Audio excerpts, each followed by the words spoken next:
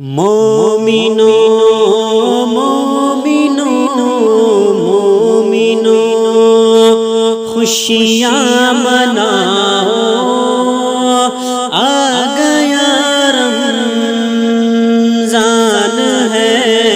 مومنو مومنو مومنو خوشیاں مناؤ، آ گیا رمضان ہے۔ ہر غریبوں ہر غریبوں کو کھلاؤ، آ گیا رمضان ہے۔ ہر غریبوں کو کھلاؤ، آ گیا رمضان ہے۔ کاموں میں برکت نیت سے ہوتی ہے۔ کسی بھی عمل میں برکت اچھی نیت سے ہوتی ہے۔ اگر کوئی روزہ اس لیے رکھ رہا ہے، جیسے بہت سارے فائدے گنائے جاتے ہیں نا، روزہ رکھنے سے کینسر نہیں ہوتا، روزہ رکھنے سے جسم کے فاسد مادے ختم ہو جاتے ہیں، نکل جاتے ہیں، ڈاکٹرز بھی مشورہ دیتے ہیں مہینے میں ایک مرتبہ، ہفتے میں ایک مرتبہ باڈی کو فری چھوڑنا چاہیے۔ تو یہ تو جسمانی فائدے تو رکھے گئے ہیں، لیکن اگر تم روزہ اس نیت سے رکھ رہے ہو کہ میری باڈی صحیح ہوتی رہے، تو گویا کہ تم تو اپنی دنیاوی غرض سے روزہ رکھ رہے تھے۔ یہ فائدے تو ملنا ہی ملنا ہے، یہ فائدے یوں بھی ملیں گے اللہ تعالیٰ کی طرف سے آپ کو، لیکن نیت وہ نہیں۔ روزہ رکھنے کی نیت یہ ہو کہ میرا رب مجھ سے راضی ہو جائے اور مجھے رب تبارک و تعالیٰ کا خوف اور تقوی حاصل ہو جائے۔ نیت میں برکت ہے، اور جن کاموں کو آپ اچھی نیت سے کریں گے اسی طرح ان کاموں میں اثر بھی پیدا ہوگا۔ روزہ رکھنے سے پہلے آج نیت یہی کریں کہ مولا تعالیٰ یہ روزہ میرے تمام برے اعمال کے لیے کفارہ ہو جائے، یہ ڈھال بن جائے۔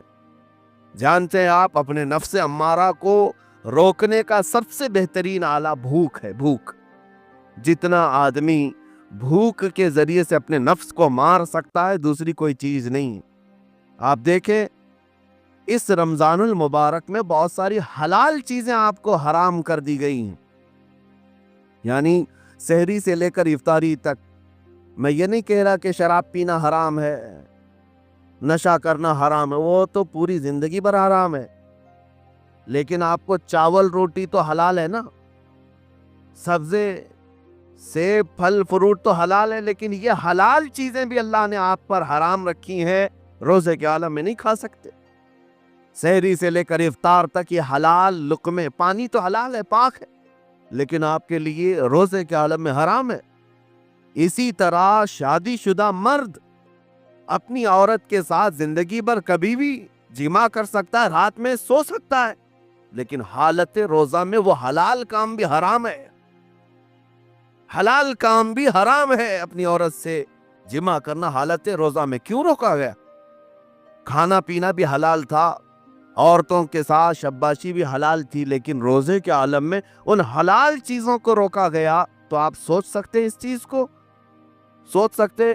وجہ یہ ہے کہ حلال چیزوں سے آپ کو روک کر بڑے حرام چیزوں سے بچانا مقصود ہے۔ آج اگر اپنے آپ میں اتنا کنٹرول کر لے جاؤ کہ چند حلال چیزوں سے دن بھر بچ سکتے ہو، انشاءاللہ رمضان کے بعد بڑی حرام چیزوں سے بھی اللہ آپ کو محفوظ رکھے گا۔ میرے عزیزو، برا ہے ان لوگوں کا جن کو میرے آقا صلی اللہ تعالیٰ علیہ وسلم نے دعائے ہلاکت فرمائی ہو۔ اس سے بدنصیب کوئی ہو سکتا ہے؟ جن کے لیے رسول رحمت صلی اللہ تعالیٰ علیہ وسلم کی دعائے ہلاکت ہوئی ہو۔ حضور صلی اللہ تعالیٰ علیہ وسلم ایک دن مسجد نبوی شریف میں تشریف لے جا رہے تھے، منبر پر آپ نے قدم رکھا، آمین کہا، پھر دوسرے زینے پر قدم رکھا، آمین کہا، تیسرے زینے پر قدم رکھا، آمین کہا۔ خطبہ مکمل کیا، صحابہ نے پوچھا، یا رسول اللہ صلی اللہ علیہ وسلم، ہر زینے پر آپ قدم رکھتے ہوئے آمین کس لیے کہہ رہے تھے؟ سنو، رسول پاک صلی اللہ علیہ وسلم ارشاد فرماتے ہیں کہ میں جب پہلے زینے پر قدم رکھا تو سید الملائکہ جبرائیل امین آئے اور دعا کرنے لگے क्या दुआ किया? यूं कहा, या रसूल अल्लाह सल्लल्लाहु अलैहि वसल्लम, वो शख्स हिलाक बर्बाद हो जाए जो आपका नाम सुने और फिर उसके बाद दुरूद न भेजे। हुजूर फरमाते, मैंने आमीन कहा। हुजूर का नाम सुनते ही आपकी जुबानों पर दुरूद आ जाना चाहिए। अल्लाहुम्मा सल्ली अला सय्यिदिना मुहम्मद व आलिहि व सहबिहि व बारिक व सल्लिम। मेरे आका फरमाते, दूसरे जीने पर कदम रखा तो जिब्राइल अमीन ने यूं कहा, या रसूल अल्लाह सल्लल्लाहु अलैहि वसल्लम, वो शख्स हिलाको बर्बाद हो जाए जो जिंदगी में अपने माँ और बाप में से किसी एक के बुढ़ापे को पाया और उनकी खिदमत करके जन्नत नहीं हासिल कर सका, बल्कि उनको ऐसे ही छोड़े रखा, ऐसा शख्स बर्बाद हो जाए। हुजूर फरमाते, मैंने आमीन कहा। फिर जिब्राइल अमीन ने कहा, तीसरे जीने पर कदम रखते ही मेरे आका फरमाते हैं, जिब्राइल ने यूं दुआ की कि ए अल्लाह के रसूल, वो शख्स हिलाको बर्बाद हो जाए जो रमजान का महीना पाया लेकिन उसका अदब नहीं कर सका, इसका एहतराम नहीं कर सका। हुजूर फरमाते, मैंने उस पर भी आमीन कहा। जिसकी हिलाकत के लिए जिब्राइल अमीन दुआ कर रहे हो और उस दुआ पर सैयदुल अंबिया आमीन कह रहे हो, ऐसे शख्स की बर्बादी का क्या अंजाम हो सकता है? वो कितना बदनसीब होगा। इसीलिए मेरे अजीजों, मुसलमानों में ये रिवाज ही नहीं होना चाहिए कि वो उठ करके पूछते रहे रोजा है कि नहीं है, रोजा है कि नहीं है। मुसलमान है तो रोजा है, और ये कोई ऑप्शनली इबादत नहीं है कि 4 रख लिया 2 नहीं रखा। ऑप्शनली नहीं, ये फर्ज ऐन है। एक रोजे को छोड़ने का गुनाह फरमाया गया 600 साल तक उसे दोज़ख में रखा जाएगा। 600 साल तक। ये मामूली चीज नहीं है। और जिनके पिछले रोजे कज़ा हो चुके हैं, माफ नहीं होंगे। थप्पड़ मार लें गाल पे, तौबा तौबा कर लें, माफ नहीं होंगे। तौबा तो करने के साथ साथ कज़ा भी करना होगा। जब मौका मिले साल भर में अपने छूटे हुए रोजों को वापस करना है। इसकी अहमियत मैं आपको बता दूं, एक रोजा अगर जानबूझ करके किसी ने तोड़ा या छोड़ा तो जानते हैं इसका कफारा क्या है? इसका कफारा यह है कि इसके बदले में दूसरे दिनों में 60 रोजे कंटिन्यू रखे। रमजान का एक रोजा पूरा करने के लिए 60 रोजे रखने पड़ जाएंगे। हाँ, अगर किसी उज्र की वजह से, किसी तकलीफ की वजह से छोड़ा था, बीमार था या सफर में था या तकलीफ की शिद्दत थी, इस वजह से रोजा छोड़ा था, तो उसके बदले में एक रोजे की कज़ा एक ही रोजा होगी। लेकिन बगैर किसी उज्र के, शहवत की वजह से, नफ्स परस्ती की वजह से तोड़ा था या छोड़ा था, तो फिर 60 रोजे रखने पड़ जाएंगे। इससे अंदाजा होता है कि एक रोजे की अहमियत क्या है रमजान के। इसीलिए मेरे अजीजों, ये रोजे आसान हैं, रोजे आसान हैं, इसको रख लो। इसकी जज़ा बहुत बड़ी है, इसकी जज़ा बहुत बड़ी है। वैसे भी आप दूसरे दिनों में लेट नाश्ता करने के भी आदी हैं। मुंबई वालों का तो हाल ये ही है, 12 बजे के बाद 1 बजे 2 बजे तो इनके नाश्ते होते हैं। दोपहर का खाना तो शाम 5 बजे हो रहा होता है। बस वो नाश्ता स्किप करना है। दोपहर के खाने जो आपके होते हैं उससे और थोड़ा एक्सटेंड कर लें तो इफ्तारी का वक्त आ जाता है। कोई बहुत बड़ी दिक्कत की बात नहीं, कोई बहुत बड़े बोझ की बात नहीं, आसान है। आज अल्हम्दुलिल्लाह हमारे 5 साल 6 साल के बच्चे रोज़ा रख लेते हैं, तो बड़ों को तो अल्लाह ने जो ताकत अता की है, रोज़ा हरगिज़ तर्क मत करो। लेकिन साथ में मैं आज ये मैसेज ज़रूर दूंगा, नीयत ये करो कि मुझे तकवा मिल जाए, मुझे परहेजगारी मिल जाए। और ये आपको खुद चेक करना होगा। रोज़ाना रात को नमाज में खड़े हो जाओ तरावी के, देखो कि कितनी तब्दीली आ रही है। आज मैंने रोज़ा इफ्तार किया, मेरे अंदर बदलाव आया कि नहीं आया? और अगर नहीं आ रहा है, कोई तब्दीली नहीं आ रही है, तो इसका मतलब है आप तकवा नहीं हासिल कर रहे। आप तो रोज़मर्रा की रूटीन पर चल रहे हो। रूटीन पर चलने का मतलब ये रोज़ा नहीं है। रोज़ा तकवा देकर जाता है बंदे को, रोज़ा खौफ खुदा देकर जाता है बंदे को। इसीलिए मेरे अजीज़ों, आज देखें आप बहुत सारी बुराइयों से रमज़ान में बच जाते हैं।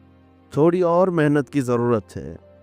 ہم نے دیکھا ہے بہت سارے گھروں میں، باقی عیاش گھروں کی مجھے کوئی وہ نہیں ہے، ان سے کوئی لینا دینا نہیں، لیکن نارمل مسلمانوں کے گھروں میں بھی ہوتا یہ ہے، عورتیں بچوں کو تلقین کرنا شروع کر دیتی ہیں، گانے بند کرو، ٹی وی بند رکھو، بہت ساری چیزیں بند رکھو کہ رمضان آیا ہوا ہے، اور رمضان میں اگر ٹی وی لگا بھی لیا تو کچھ اسلامک چیزیں دیکھنے لگ گئے۔ ماحول تم نے خود ہی بدلا ہے اپنے گھر میں، کچھ چیزوں کو آپ نے بدلا ہے اور کچھ چیزوں کا ادب آپ نے کرنا شروع کیا ہے۔ اسی کو اور تھوڑی سی محنت کے ساتھ بڑھا لیا جائے، قسم رب ذوالجلال کی ہر برائی رمضان میں ہی آپ سے ختم ہو جائے گی۔ جس کی کوئی چیز چھوڑنے پر نہیں چھوٹتی ہے وہ رمضان میں کر کے دیکھ لے، اللہ کی بارگاہ میں یاد کرے کہ مولا دن بھر میں تیری رضا کے لیے بچ رہا ہوں، مجھے میری باقی زندگی میں ان گناہوں سے بچا لے۔ وہ رحمان ہے، جب وہ تمہیں اس کے بدلے میں جنت دیتا ہے تو یہاں برائیاں کیوں نہیں چھڑواتا؟ یقیناً وہ برائیوں کو تم سے دور کرے گا۔ قرآن کا فرمان عالی شان لعلکم تتقون، اسی پر میں نے آپ کے سامنے بات رکھی ہے۔ روزے اس لیے فرض کیے گئے ہیں تاکہ تمہیں تقوی مل جائے، پرہیزگاری مل جائے۔ بعض لوگوں کو دیکھا گیا ہے رمضان المبارکہ میں بھی وہ اپنی بری حرکات سے باز نہیں آئے، ان کی روٹین ویسی ہی جاری رہی، نعوذ باللہ نظروں کی خطائیں بھی باقی رہیں۔ اور سب سے بری چیز یہ ہے کہ رمضان میں شیطان کی نیابت اگر کوئی کر رہا ہوتا ہے تو تمہارا یہ موبائل فون ہے۔ اکثر لوگ یہ سمجھتے ہیں کہ اس موبائل فون کو ہم استعمال کرتے ہیں تاکہ ٹائم پاس ہو جائے، روزہ کا وقت قریب آ جائے۔ اس ٹائم پاس کے چکر میں تم کیا کیا دیکھتے رہ جاتے اور کہاں تک یہ چیزیں پہنچاتی ہیں تمہیں اندازہ بھی نہیں ہوتا، احساس بھی نہیں ہوتا، تو تمہاری رہی صحیح عبادت کو بھی یہ ہضم کر جاتا ہے، کھا جاتا ہے۔ اس کے استعمال پر اگر کنٹرول ہے تو خوب استعمال کرو، لیکن کنٹرول نہیں ہے تو اے نوجوانوں اس کا بھی روزہ رکھو، اس انٹرنیٹ کی بلاؤں سے محفوظ ہو جاؤ۔ اس لیے کہ بہتوں کو میں نے دیکھا ہے ان کے دن بھر اور رات بھر رمضان میں سوشل نیٹ ورکس پر مصروفیت ویسی کی ویسی ہے جیسے دوسرے دنوں میں تھی۔ وہ رات بھر چیٹنگ میں بھی مصروف ہیں، ایک دوسرے کو ادھر ادھر بھیجنے میں بھی مصروف ہے، ساری چیزیں جوں کی توں چل رہی ہیں، تو تمہارے موبائل نے تمہیں تقوی سے بہت دور رکھا ہے، تمہیں رب تعالیٰ کے قریب ہونے نہیں دیتا۔ اپنے آپ کو بدل لو۔ ظاہر سی بات ہے یہ سخت چیز ہے، اگر کوشش کرو گے تو بچ جاؤ گے، اور تقوی اتنی آسانی سے تو نہیں ملتا۔ اپنے آپ کو سٹرگل کرو، انشاءاللہ العزیز دل پاک ہو جائے گا، پھر آپ کو اپنی زندگی کے اندر جو اجالے نظر آئیں گے وہ خود آپ محسوس کریں گے، آپ محسوس کریں گے۔ گناہوں کے اندھیروں نے دل پر ایسی کالک رکھی ہے کہ آپ کو کچھ بھی یہاں پر سمجھ میں نہیں آتا، ورنہ نمازوں کا لطف ایسا ہے، قرآن کا مزہ ایسا ہے، جسے یہ لگ جائے دنیا کی کوئی نعمت اس کے سامنے ہیچ نظر آتی ہے، کوئی چیز اسے اچھی نہیں لگتی، لیکن کب؟ جب اسے تقوی کا اجالا حاصل ہو جائے۔ میرے عزیزو، اللہ کریم کی بارگاہ میں دعا گو ہوں، مولا قدیر و جبار ہم سب کو تقوی و پرہیزگاری عطا فرمائے۔ ہمارے نبی صلی اللہ تعالی وسلم نے ارشاد فرمایا، جو دوسرے کو نقصان پہنچائے اللہ پاک اسے نقصان پہنچائے گا، اور جو دوسرے کو تکلیف دے اللہ تعالیٰ اسے تکلیف دے گا۔ ہمارے نبی صلی اللہ تعالی وسلم نے ارشاد فرمایا، جو اپنے والدین کے ساتھ اچھا برتاؤ کرتا ہے اس کے لیے خوشخبری ہے کہ اللہ پاک اس کی عمر میں اضافہ کر دیتا ہے۔ فرمان مصطفیٰ صلی اللہ تعالی وسلم، بوڑھے کا دل دو چیزوں کی محبت میں جوان ہی رہتا ہے، نمبر 1 زندگی، نمبر 2 مال کی محبت۔ پیارے آقا صلی اللہ تعالی وسلم نے ارشاد فرمایا، جس نے مجھ پر ایک بار درود شریف بھیجا اللہ تعالیٰ اس پر 10 رحمت نازل فرمائے گا۔ حضور اکرم صلی اللہ تعالی وسلم ارشاد فرماتی ہیں، جو شخص پابندی سے استغفار کرتا ہے اللہ تعالیٰ اس کے لیے ہر تنگی سے نکلنے کا راستہ بنا دیتا ہے۔ پیارے آقا صلی اللہ تعالی وسلم ارشاد فرماتے ہیں، جو شخص جمعہ کے دن غسل کرے اور خوب اچھی طرح پاکی حاصل کرے اور تیل استعمال کرے یا گھر میں جو خوشبو میسر ہو استعمال کرے، پھر نماز جمعہ کے لیے نکلے اور مسجد میں پہنچ کر دو آدمیوں کے درمیان نہ گھسے، پھر جتنی ہو سکے نفل نماز ادا کرے، اور جب امام خطبہ شروع کرے تو خاموش سنتا رہے، تو اس کے لیے اس جمعہ سے لے کر دوسرے جمعہ تک کے سارے گناہ معاف کر دیے جاتے ہیں۔ ہمارے نبی صلی اللہ تعالی وسلم ارشاد فرماتے ہیں، جب انسان سجدہ کی آیت پڑھ کر سجدہ کرتا ہے تو شیطان روتے ہوئے بھاگتا ہے اور کہتا ہے، ہائے افسوس، اسے سجدوں کا حکم دیا گیا، اس نے سجدہ کر کے جنت پالی، اور مجھے سجدے کا حکم دیا گیا تھا مگر میں نے نافرمانی کی اور میرے لیے جہنم بنائی گئی۔ دوستو، اگر آپ چاہتے ہیں کہ شیطان آپ سے دور ہو جائے اور شیطان آپ سے ناراض رہے، تو آپ اپنے رب کی وفاداری کرتے ہوئے نماز ادا کیجیے، تو یقیناً اللہ تعالیٰ آپ سے خوش ہو جائے گا اور شیطان بیٹھ کر روئے گا۔ قیامت سے پہلے کی 10 بڑی نشانیاں۔ نمبر 1، زلزلے کثرت سے ہوں گے۔ نمبر 2، مرد کم اور عورتیں زیادہ ہو جائے گی۔ نمبر 3، زنا اعلانیہ ہو جائے گا۔ نمبر 4، علم اٹھا لیا جائے گا۔ نمبر 5، مال بہت زیادہ ہو جائے گا۔ نمبر 6، شراب نوشی کثرت سے ہونے لگے گی۔ نمبر 7، فتنہ فساد ظاہر ہوگا۔ نمبر 8، قتل کی کثرت ہو جائے گی۔ نمبر 9، وقت میں برکت نہ ہوگی۔ نمبر 10، عورتیں بے پردہ ہو جائے گی۔ گھر میں غریبی آنے کی 7 بڑی نشانیاں۔ نمبر 1، گناہوں میں مبتلا رہنا۔ نمبر 2، بات بات پر جھوٹی قسم کھانا۔ نمبر 3، ہمیشہ جھوٹ بولنا۔ نمبر 4، دن بھر ناپاک رہنا۔ نمبر 5، ماں باپ کی عزت نہ کرنا۔ نمبر 6، نماز میں سستی کرنا۔ نمبر 7، گھر میں مکڑی کے جالوں کو صاف نہ کرنا۔